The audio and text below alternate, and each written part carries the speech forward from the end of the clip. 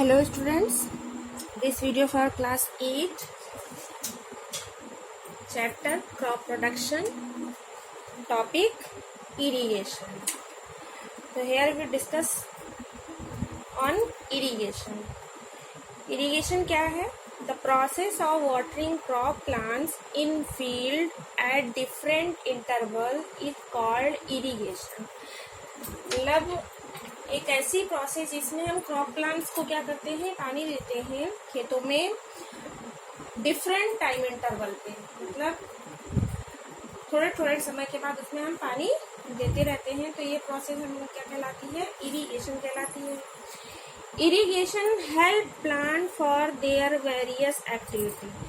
Irrigation क्या करता है? प्लांट को हेल्प करता है उनके डिफरेंट एक्टिविटीज को परफॉर्म करने के लिए। वो डिफरेंट एक्टिविटीज क्या है? Like transport of food and water. तो इसमें जो है फूड और वाटर का ट्रांसपोर्ट होता है, यानी वाटर के जो हम इरिगेशन करते हैं वो वाटर ही होता है। तो वाटर में जो मिनरल्स होते हैं वो डिजोल्व होके पौधों के डिफरेंट पार्ट्स में यानी लीफ तक पहुंचते हैं, और जो लीफ में फूड बनता है वो भी वाटर में ही डिजोल्व होके लिक्विड फॉर्म में डिफरेंट पार्ट ऑफ प्लांट्स तक पहुंचता है। यानी इरिगेशन ना हो तो ये इसका ट्रांसपोर्ट पॉसिबल नहीं है। फोटोसिंथेसिस में भी वाटर इन्वॉल्व होता है। मैंने आपको फोटोसिंथेसिस की प्रोसेस में बताया था कि CO2 प्लस H2O होता है। तो अगर H2O कहाँ से मिलेगा? इरिगेशन की प्रोसेस से मिलेगा। ट्रांसपायरेशन, और ट्रांसपायरेशन में भी मैंने आपको क्लास 7 में पढ़ाया हुआ है कि ट्रांसपायरेशन की ऐसी प्रोसेस है जो लीफ की लोअर सरफेस होती है उससे एक्सेस वाटर का निकल जाना क्या कहलाता है? ट्रांसपायरेशन कहलाता है। इससे जो प्लांट होता है उसका जो टेम्परेचर होता है मेंटेन रहता है। Irrigation help in the germination of seeds. Irrigation की वजह से ही मिट्टी में मॉइस्चर बना रहता है, और बिना मॉइस्चर के सीड का जर्मिनेशन पॉसिबल नहीं है। ड्राई जो सॉइल होगी उसमें सीड जर्मिनेट नहीं करेंगे। सीड को जर्मिनेट करने के लिए मॉइस्चर का होना जरूरी है। तो वो मॉइस्चर हमें कैसे मिलेगा? इरिगेशन के थ्रू। It help to plant in absorption of water and mineral from soil. और इरिगेशन की हेल्प से ही प्लांट जो है एब्जॉर्ब कर पाते हैं वाटर और मिनरल को फ्रॉम सॉइल, मतलब मिट्टी से उसको एब्जॉर्ब कर पाते हैं। तो ये कुछ जो है इरिगेशन का जो ये डेफिनेशन था, और ये इरिगेशन जरूरी क्यों है इनको उस पॉइंट्स में हम डाल सकते हैं। तो अब हम बात करेंगे मेथड्स ऑफ इरिगेशन के। तो मेनली दो मेथड्स होते हैं, ट्रेडिशनल मेथड और मॉडर्न मेथड। यानी ट्रेडिशनल मेथड मतलब जो पहले के ज़माने में जो इरिगेशन के मेथड्स है, जब हमारे पास बहुत सारी टेक्नोलॉजी नहीं थी तो लोग खेतों में कैसे सिंचाई करते थे, उनके क्या क्या तरीके थे, उसके बारे में डिस्कस करेंगे। यहाँ पे मॉडर्न मेथड यानी जब हमारे पास अब टेक्नोलॉजी है तो उस टेक्नोलॉजी का यूज करते हुए हम कैसे जो है इरिगेशन करते हैं। तो ट्रेडिशनल मेथड में पहला हमारा आता है मोएट। मतलब ट्रेडिशनल मेथड को हम एक लिफ्ट मेथड भी कह सकते हैं, क्योंकि इसमें पानी को नीचे से ऊपर की तरफ पहले उठाया जाता है। तो मोएट में भी जो है एक इस तरह का होता है, बड़ी सी लकड़ी होती है, उसमें एक तरफ से आदमी इसको पुश करता है और ये जमीन ये नीचे जो जहाँ पर वेल वगैरह होता है इस तरह से ये नीचे की तरफ जाता है, और इस पे एक बकेट या कुछ बंधा होता है जो नीचे से पानी को क्या करता है? उठाता है। और इसको इस तरह से ये पानी उठाने के बाद में उसको हाथ से लेकर उसको जो फरो बनाते हैं, नहीं नालियां बनाते हैं, उसमें डाल देते हैं।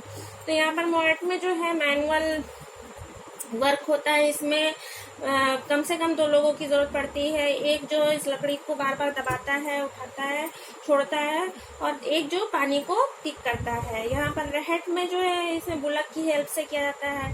ढकली में भी मोएट की तरह मतलब लोगों की जरूरत पड़ती है। चेन पंप में मतलब चेन होता है, उसे खींचा जाता है और वो पानी फिर बाहर आता है। स्विंगिंग बास्केट में भी इसी तरह, मतलब इस तरह से बास्केट होती है और वो झूलती रहती है, उसमें पानी आता रहता है, उसको उठाते रहते हैं और डालते रहते हैं। तो ये स्विंगिंग बास्केट हो गया। अब यहाँ पर मॉडर्न मेथड में देख लेते हैं। पहले हम ड्रिप इरिगेशन की बात हम बाद में करेंगे, पहले यहाँ पे फरो इरिगेशन देख लेते हैं। तो ये आजकल भी आप देखते होंगे कि पहले के थोड़े टाइम कुछ 10-5 साल पीछे हम लोग जाएं तो आप लोग देखते होंगे कि नालियां बनाई जाती थी खेतों में, और वहाँ पानी उन नालियों के थ्रू खेतों में जाता था। तो उसे बरहा कहते थे, लोकल लैंग्वेज में यहाँ पे अवधी भाषा में बरहा कहते हैं।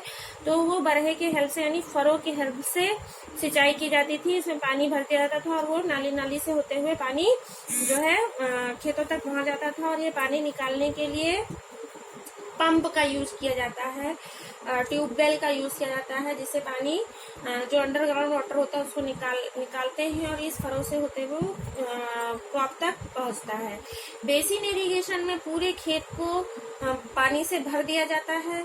ज्यादातर ऐसे फसल में इसका यूज किया जाता है जहां पर पानी की ज्यादा जरूरत हो, जैसे पैडी क्रॉप्स में यानी धान के खेत में पानी की ज्यादा जरूरत पड़ती है, तो उसमें हम खेतों को पानी से पूरा फिल कर देते हैं। ड्रिप इरिगेशन बहुत आपने ड्रिप का नाम सुना होगा। ड्रिप नहीं समझ में आ रहा होगा आप लोगों को, तो आप लोगों ने सुना होगा कि लोग ग्लूकोज चढ़वाते हैं डॉक्टर से जब उनकी बॉडी में पानी की कमी हो जाती है, डिहाइड्रेशन की प्रॉब्लम होती है, तो ड्रिप लगती है। तो ड्रिप में क्या होता है, बूंद बूंद करके पानी आपकी बॉडी में जाता है। तो उसी तरह ड्रिप में यहाँ पर पूरी पाइपलाइन बिछी होती है, इस तरह से पाइपलाइन बिछी होती है हर प्लांट के रूट में, और वो पानी प्लांट के रूट में ही पहुंचता है और पानी वेस्ट नहीं होने पाता। बाकी जो ये फरो इरिगेशन है, बेसिन इरिगेशन है और ये ट्रेडिशनल मेथड्स में पानी बहुत ज्यादा वेस्ट होता है। स्प्रिंकलर इरिगेशन में पानी एकदम फुहारे की तरह, जैसे बारिश के पानी गिरता है एक बराबर से इक्वल अमाउंट में, उसी तरह से स्प्रिंकलर इरिगेशन में खेतों में इस तरह से पाइप लगी होती है और इसके ऊपर इस तरह से हमको समझा सकते हैं कि ये इस तरह से लगा होता है, पाइपें लगी होती है जगह जगह पे, और ये घूमता रहता है, इस तरह से घूमता रहता है। यहाँ पर जो है होल बने होते हैं, इससे पानी ये बराबर इस तरह से निकलता रहता है और वो घूमते घूमते पानी पूरे खेतों में फैल जाता है। तो वो बारिश के पानी के जैसे इक्वल अमाउंट में पानी जाता है और पानी पौधे जो होते हैं उसको धीरे धीरे एब्जॉर्ब कर लेते हैं, इससे पानी ज्यादा वेस्ट नहीं होने पाता। तो नेक्स्ट में हम बात करेंगे वीडिंग की।